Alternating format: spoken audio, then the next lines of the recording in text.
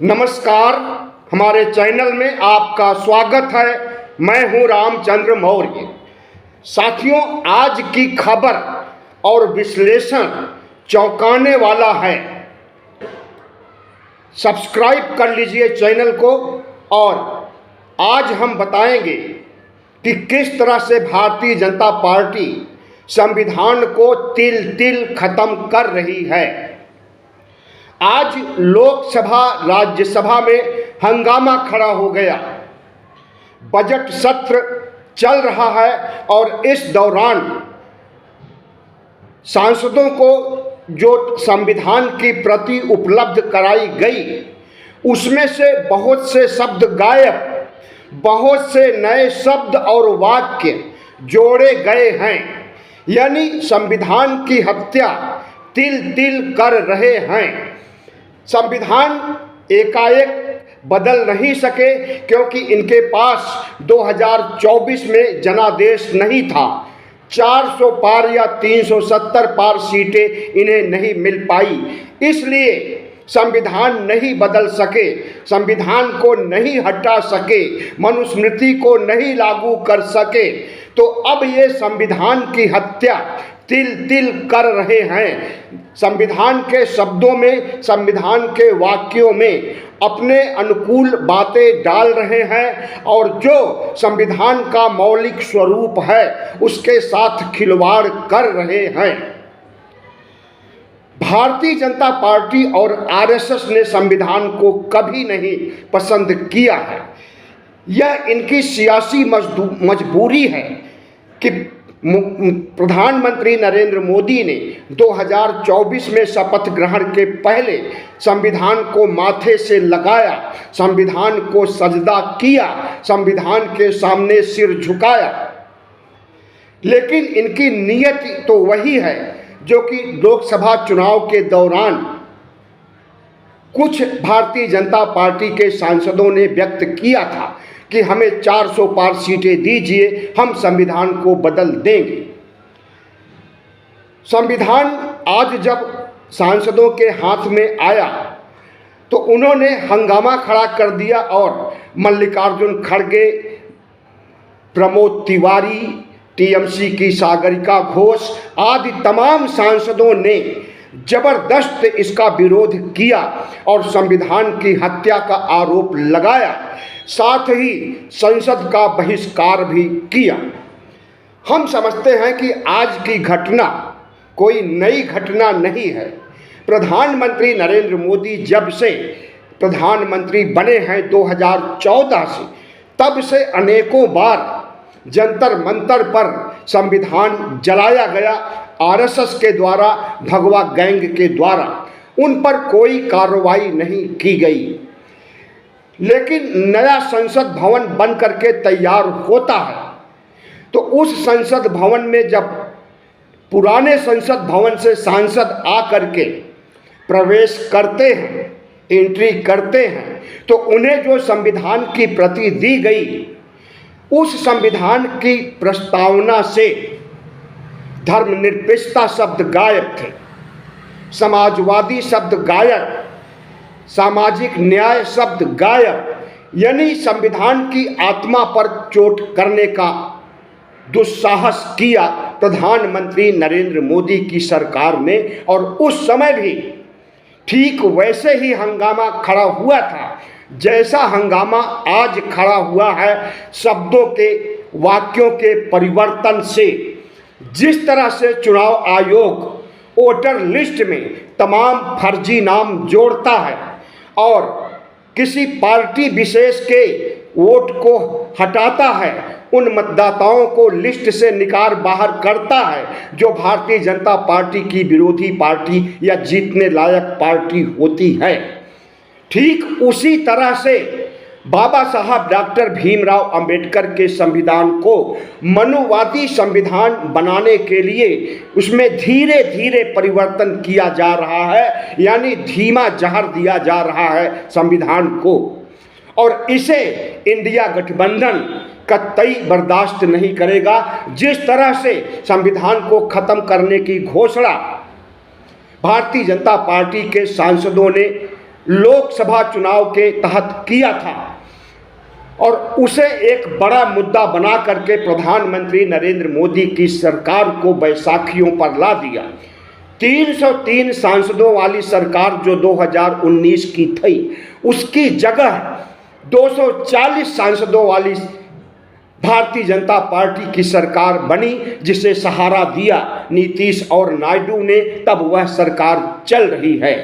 लेकिन जिस तरह से भारतीय जनता पार्टी और आरएसएस के तमाम नेता सांसद संविधान के साथ मजाक कर रहे हैं, जिस तरह से संविधान को तिल तिल मारने की कोशिश कर रहे हैं, हमें लगता है कि अब वह एक बड़ा मुद्दा बनेगा। और अगर ऐसा होता है तो माना जाएगा कि भारतीय जनता पार्टी अपनी कब्र खुद ही खोदी है और उस कब्र में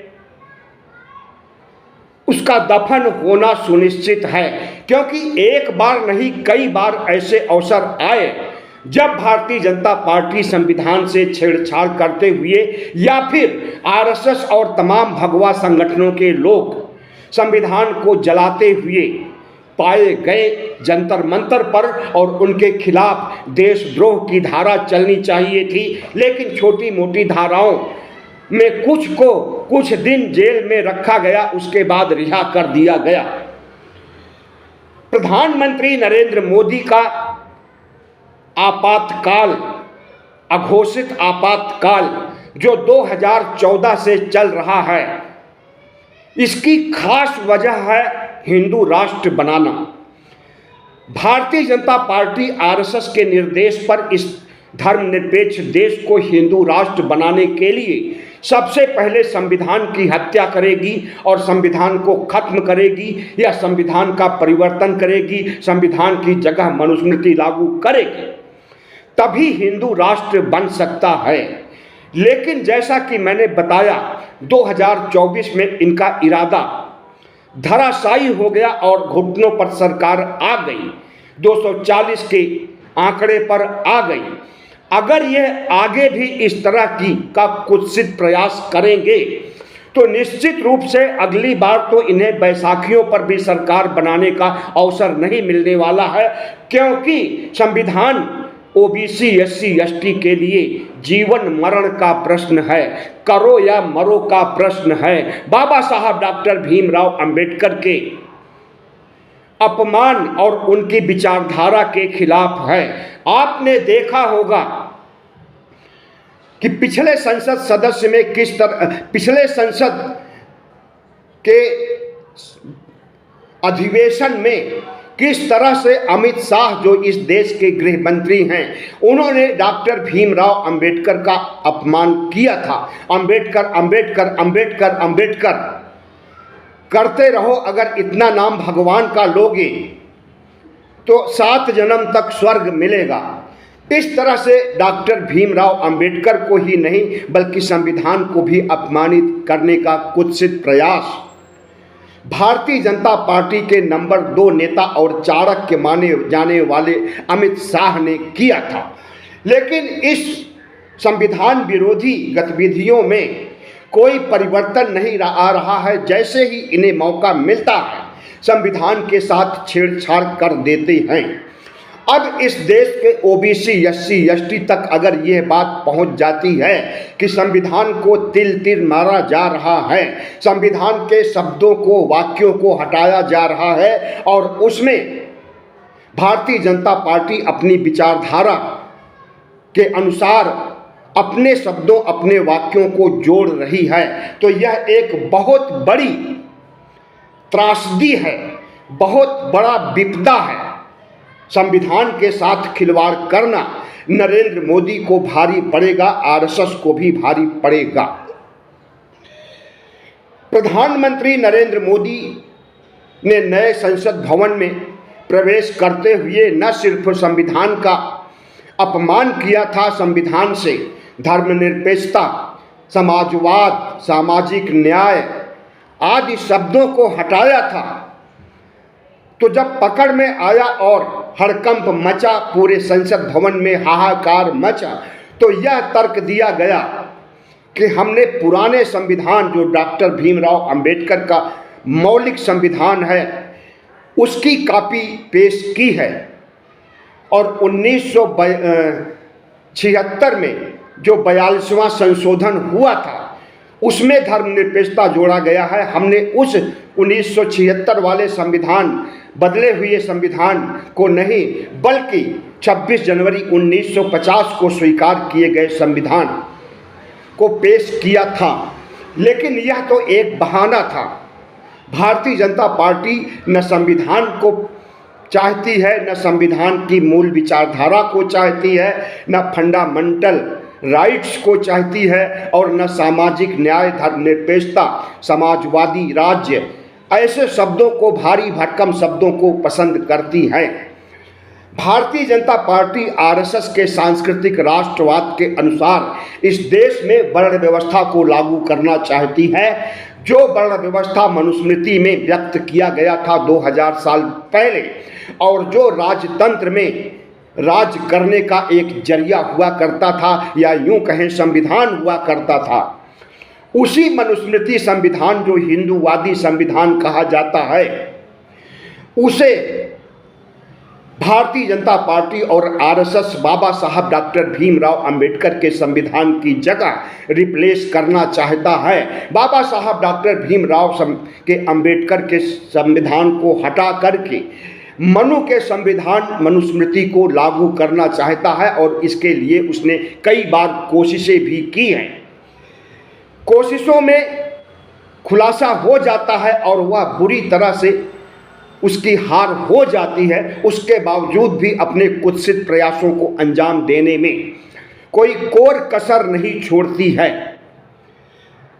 भारतीय जनता पार्टी एक ऐसी पार्टी है जो संघ की विचारधारा से प्रेरित है, या यूं कहें कि संघ के गर्भ से पैदा हुई है। और संघ एक ऐसा संस्थान है, संघ एक ऐसा संगठन है जो अपने को दुनिया का नंबर 1 संगठन कहता है, और इसका जन्म हिंदू राष्ट्र बनाने के लिए 1925 में डॉक्टर बलीराम हेडगेवार ने किया था।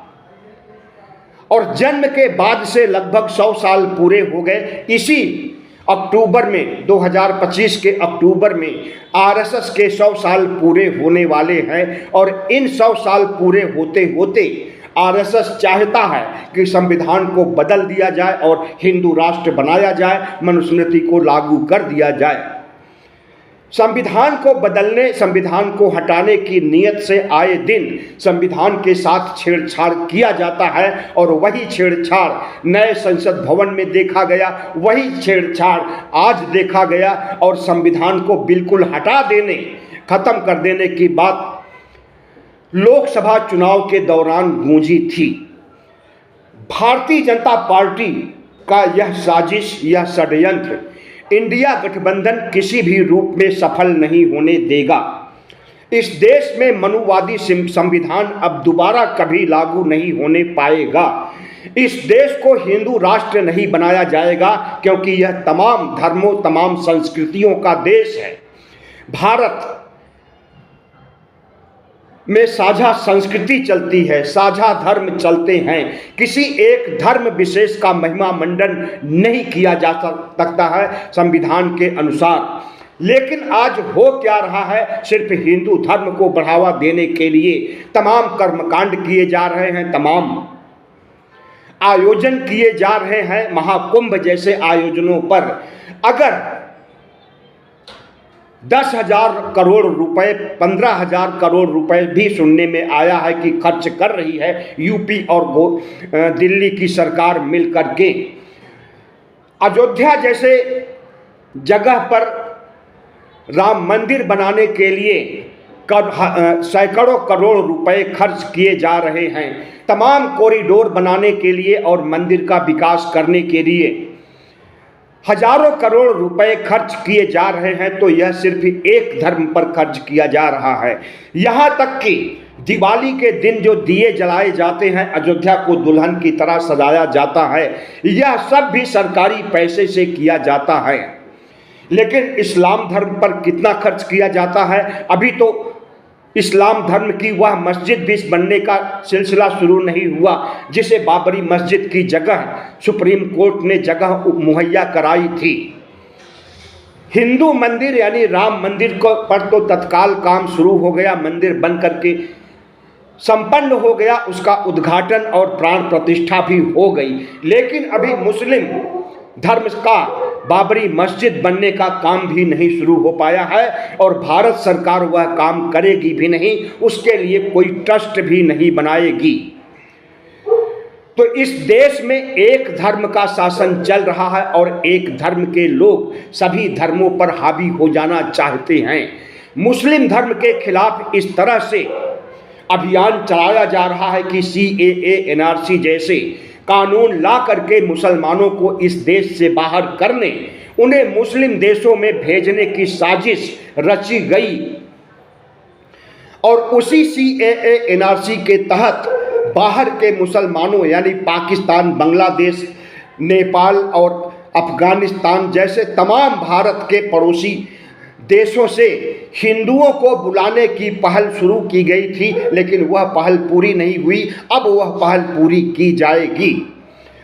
यहाँ के मुसलमानों को मुस्लिम देशों में भेजने की बात कही गई थी CAA NRC के तहत, उन्हें भी भेजा नहीं जा सका है। लेकिन लगता है कि जिस तरह से RSS और BJP का आतंक और अत्याचार संविधान के खिलाफ बढ़ता जा रहा है, उसी तरह से मुस्लिम धर्म इस्लाम धर्म के खिलाफ इनका अत्याचार रुकने वाला नहीं है और बढ़ने वाला है।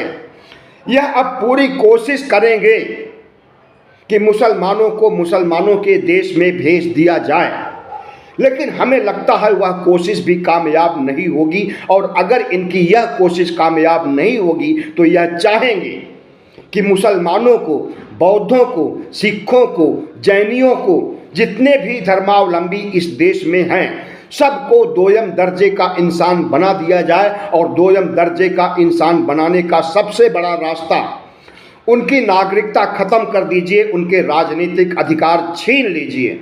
नागरिकता खत्म होने पर न वो वोट दे सकेंगे, न चुनाव लड़ सकेंगे और न संविधान के मुताबिक किसी संवैधानिक पद पर बैठ सकेंगे।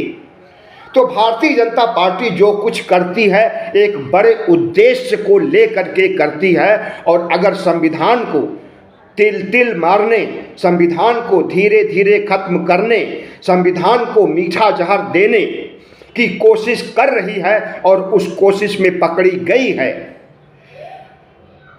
तो राज्यसभा के सभापति जगदीप धनखड़ पैदा होते हैं और वह मल्लिकार्जुन खड़गे को जबरन बैठाना चाहते हैं। सागरिका घोष जो TMC की सांसद हैं, उन्होंने भी इस मुद्दे को उठाना चाहा तो उन्हें भी दबाने का प्रयास किया। लेकिन हम समझते हैं दलदल में फंसने के बाद जैसे कोई निकल नहीं सकता है और जैसे जैसे वह निकलने की कोशिश करता है वैसे वैसे वह दलदल में और नीचे धंसता जाता है। तो भारतीय जनता पार्टी आज हिंदू राष्ट्र बनाने के लिए, संविधान को खत्म करने के लिए, मनुस्मृति को लागू करने के लिए एक ऐसे दलदल में फंस गई है जिसमें से वह निकलने का प्रयास करेगी लेकिन निकल नहीं पाएगी और अंततः उस दलदल में डूब करके भारतीय जनता पार्टी का सियासी चरित्र खत्म हो सकता है। बहुत बहुत धन्यवाद। वीडियो अच्छा लगा हो तो इसे सब्सक्राइब कीजिएगा, लाइक कीजिएगा और शेयर कीजिएगा। धन्यवाद।